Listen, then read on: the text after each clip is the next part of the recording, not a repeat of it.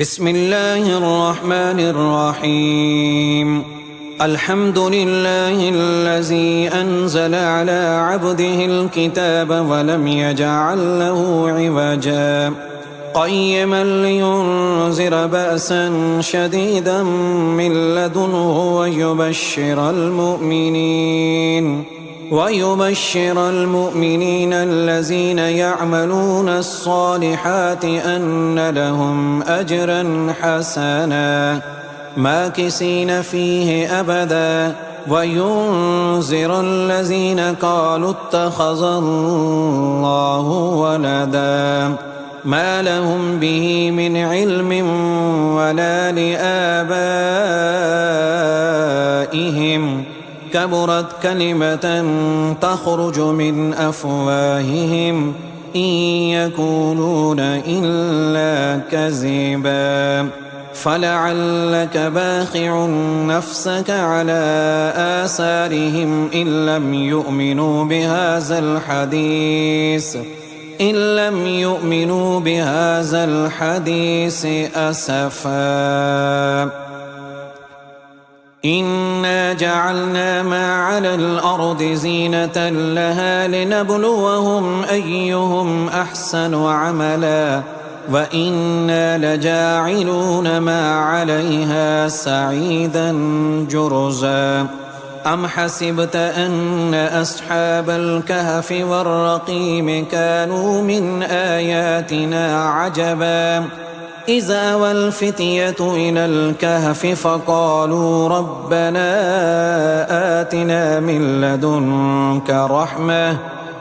لدنك رحمة وهيئ لنا من أمرنا رشدا.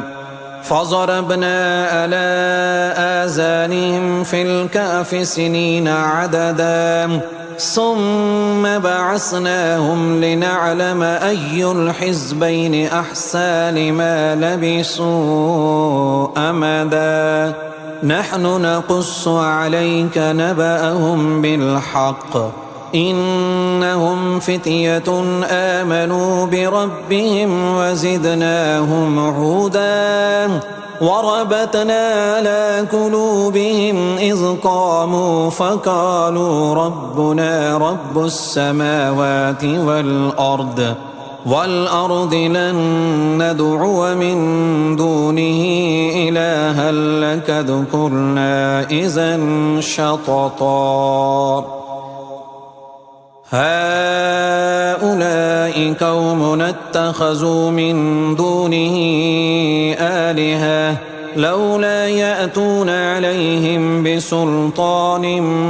بين فمن أظلم ممن افترى على الله كذبا.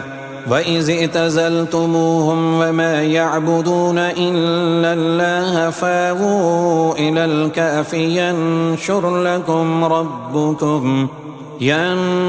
لكم ربكم من رحمته ويهيئ لكم من أمركم مرفقا. وترى الشمس إذا طلعت تزاور عن كهفهم ذات اليمين وإذا غربت تقرضهم ذات الشمال وهم في فجوة منه ذلك من آيات الله. من يهد الله فهو المهتد ومن يضلل فلن تجد له وليا مرشدا. وتحسبهم أيقاظا وهم رقود ونقلبهم ذات اليمين وذات الشمال وكلبهم باسط ذراعيه بالوصيد لو اطلعت عليهم لوليت منهم فرارا ولملئت منهم رعبا. وكذلك بعثناهم ليتساءلوا بينهم قال قائل منهم كم لبثتم قالوا لبثنا يوما أو بعد يوم قالوا ربكم أعلم بما لبثتم فابعثوا أحدكم بورقكم هذه إلى المدينة فلينظر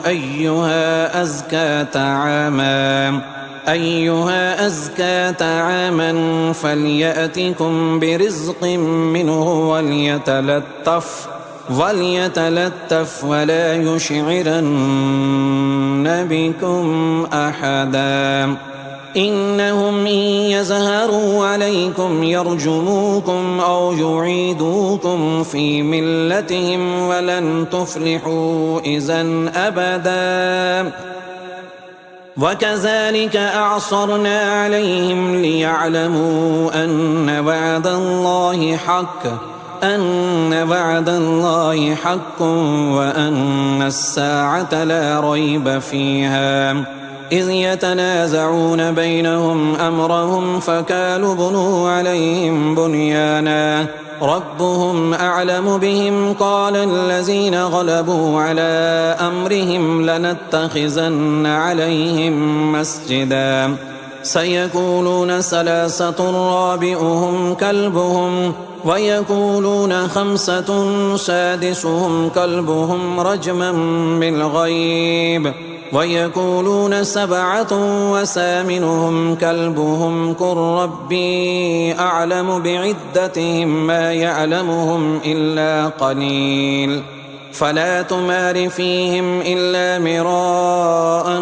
ظاهرا ولا تستفت فيهم منهم أحدا ولا تقولن لشيء إني فاعل ذلك غدا إلا أن يشاء الله واذكر ربك إذا نسيت وقل عسى أن يهديني ربي لأقرب من هذا رشدا ولبثوا في كهفهم 300 سنين وازدادوا 9 قل الله أعلم بما لبثوا له غيب السماوات والأرض أبصر به وأسمع ما لهم من دونه من ولي ولا يشرك في حكمه أحدا واتل ما أوحي إليك من كتاب ربك لا مبدل لكلماته ولن تجد من دونه ملتحدا واصبر نفسك مع الذين يدعون ربهم بالغداة والعشي يريدون وجهه ولا تعد عيناك عنهم تريد زينة الحياة الدنيا ولا تطع من أغفلنا قلبه عن ذكرنا واتبع هواه وكان أمره فرطا وقل الحق من ربكم فمن شاء فليؤمن ومن شاء فليكفر إنا أعتدنا للظالمين نارا أحاط بهم سرادقها وإن يستغيثوا يغاثوا بماء كالمهل يشفي الوجوه بئس الشراب وساءت مرتفقا إن الذين آمنوا وأملوا الصالحات إنا لا نضيع أجر من أحسن عملا أولئك لهم جنات عدن تجري من تحتهم الأنهار يحلون فيها من أساور من ذهب ويلبسون ثيابا حزرا من سندس واستبرق متكئين فيها على الأرائك نعم الثواب وحسنت مرتفقا واضرب لهم مثل الرجلين جعلنا لأحدهما جنتين من أعناب وحففناهما بنخل وجعلنا بينهما زرعا كلتا الجنتين آتت أكلها ولم تظلم منه شيئا وفجرنا خلالهما نهرا وكان له ثمر فقال لصاحبه وهو يحاوره أنا أكثر منك مالا وأعز نفرا ودخل جنته وهو ظالم لنفسه قال ما أظن أن تبيد هذه أبدا وما أظن الساعة قائمة ولئن رددت إلى ربي لأجدن خيرا منها منقلبا قال له صاحبه وهو يحاوره أكفرت بالذي خلقك من تراب ثم من نطفة ثم سواك رجلا لكن هو الله ربي ولا أشرك بربي أحدا ولولا إذ دخلت جنتك قلت ما شاء الله لا قوة إلا بالله إن ترني أنا أقل منك مالا وولدا فعسى ربي أن يؤتيني خيرا من جنتك ويرسل عليها حسبانا من السماء فتصبح صعيدا زلقا أو يصبح ماؤها غورا فلن تستطيع له طلبا وأحيط بثمره فأصبح يقلب كفيه على ما أنفق فيها وهي خاوية على أروشها ويقول يا ليتني لم أشرك بربي أحدا ولم تكن له فئة ينصرونه من دون الله وما كان منتصرا هنالك الولاية لله الحق هو خير ثوابا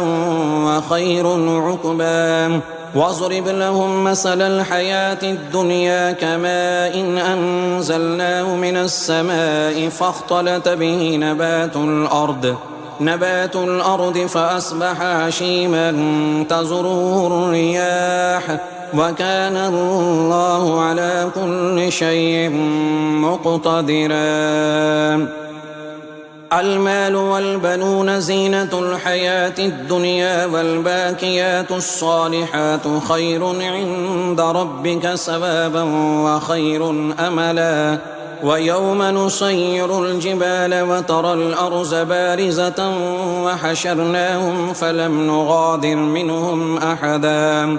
وعرضوا على ربك صفا لقد جئتمونا كما خلقناكم أول مرة بل زعمتم أن لن نجعل لكم موعدا ووزع الكتاب فترى المجرمين مشفقين مما فيه ويقولون يا ويلتنا ما لهذا الكتاب لا يغادر صغيرة ولا كبيرة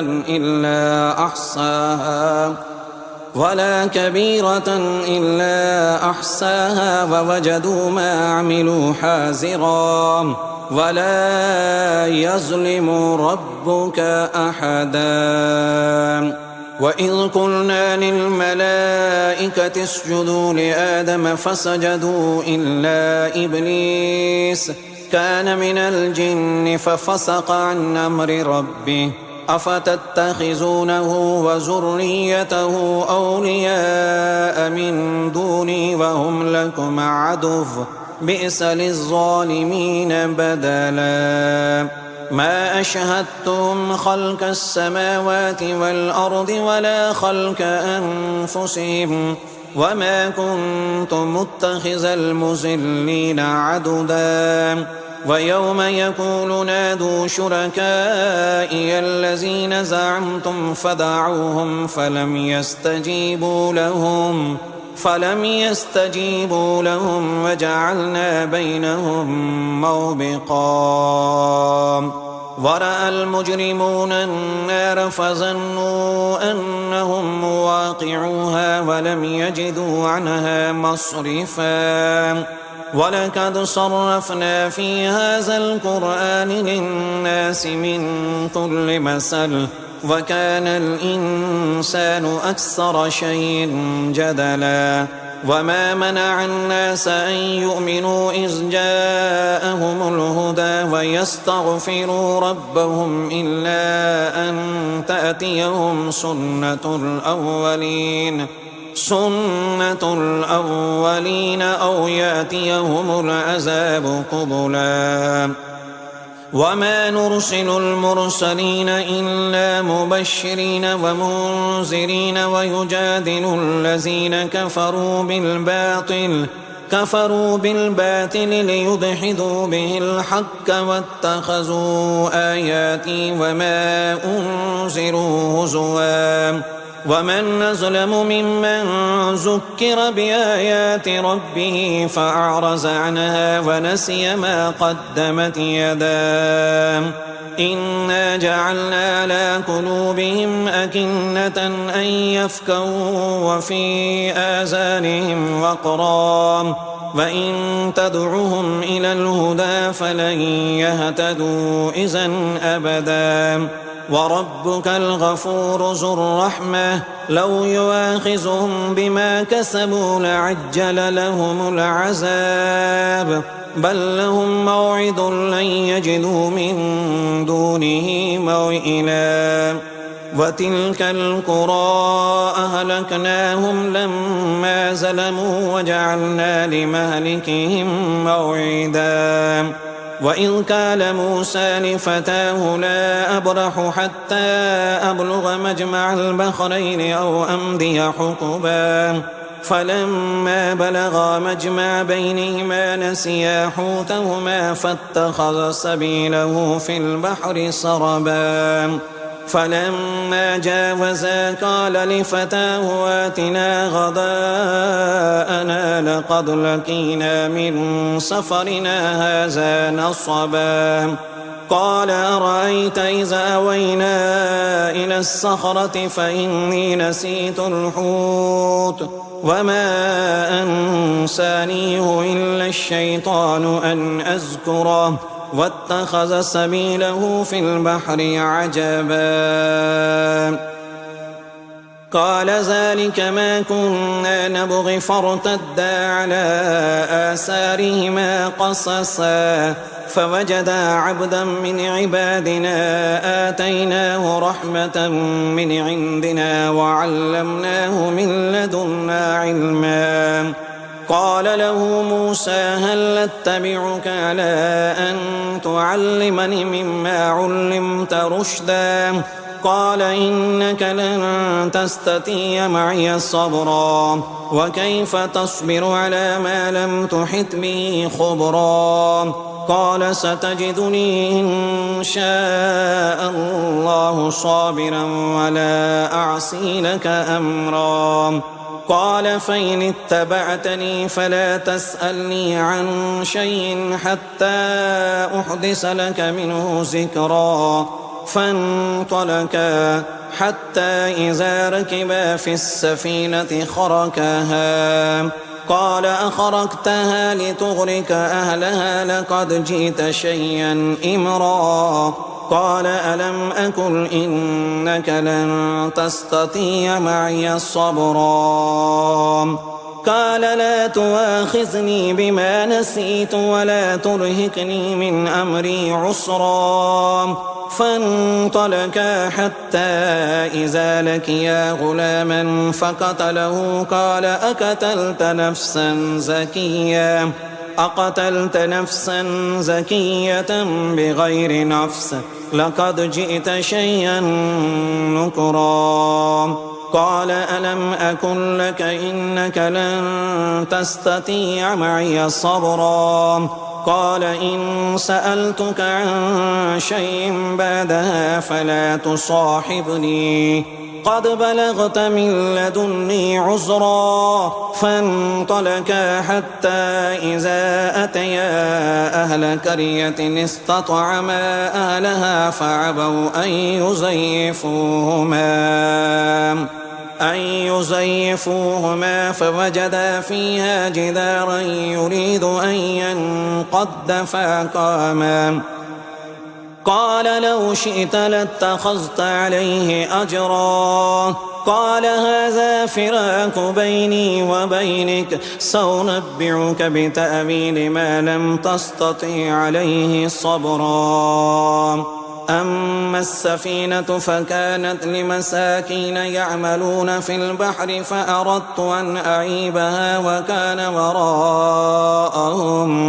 وكان وراءهم ملك يأخذ كل سفينة غصبا وأما الغلام فكان أبواه مؤمنين فخشينا أن يرهقهما طغيانا وكفرا فأردنا أن يبدلهما ربهما خيرا منه زكاة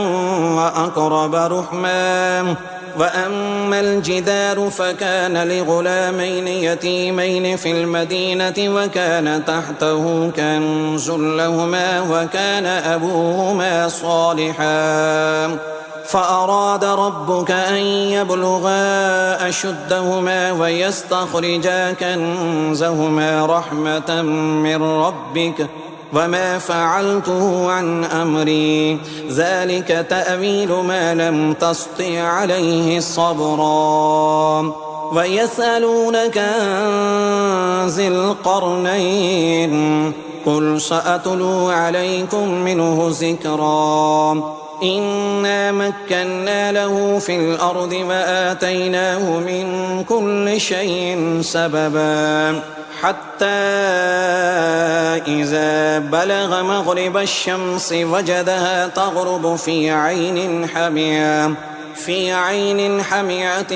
ووجد عندها قوما قلنا يا ذا القرنين إما أن تعذب وإما أن تتخذ فيهم حسنا قال أما من ظلم فسوف نعذبه ثم يرد إلى ربه فيعذبه عذابا نكرا وأما من آمن وعمل صالحا فله جزاء الحسنى وسنقول له من أمرنا يسرا ثم أتبع السببا حتى إذا بلغ مطلع الشمس وجدها تطلع على قوم لم نجعل لهم من دونها سترا كذلك وقد أحطنا بما لديه خبرا ثم أتبع سببا حتى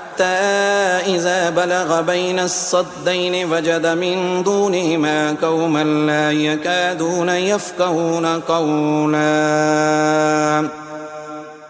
قالوا يا ذا القرنين إن يأجوج ومأجوج مفسدون في الأرض فهل نجعل لك خرجا على أن تجعل بيننا وبينهم سدا قال ما مكني فيه ربي خير فأعينوني بقوة أجعل بينكم وبينهم ردما آتوني زبر الحديد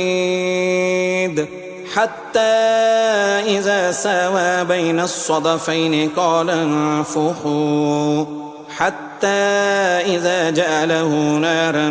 قال آتوني أفرغ عليه قطرا فما استطاعوا أن يزهروه وما استطاعوا له نكبا قال هذا رحمة من ربي فإذا جاء وعد ربي جعله دكاء وكان وعد ربي حقا وتركنا بعدهم يومئذ يموج في بعد ونفح في الصور فجمعناهم جمعا وأردنا جهنم يومئذ للكافرين عرضا الذين كانت أعينهم في غطاء عن ذكري وكانوا لا يستطيعون السمع أفحسب الذين كفروا أن يتخذوا عبادي من دوني أولياء إنا أعتدنا جهنم للكافرين نزلا قل هل ننبئكم بالأخسرين أعمالا الذين زل سعيهم في الحياة الدنيا وهم يحسبون أنهم يحسنون صنعا أولئك الذين كفروا بآيات ربهم ولقائه فحبطت أعمالهم فلا نقيم لهم يوم القيامة وزنا ذلك جزاؤهم جهنم بما كفروا واتخذوا آياتي ورسلي هزوا إن الذين آمنوا وعملوا الصالحات كانت لهم جنات الفردوس نزلا خالدين فيها لا يبغون عنها حولا قل لو كان البحر مدادا لكلمات ربي لنفد البحر قبل أن تنفد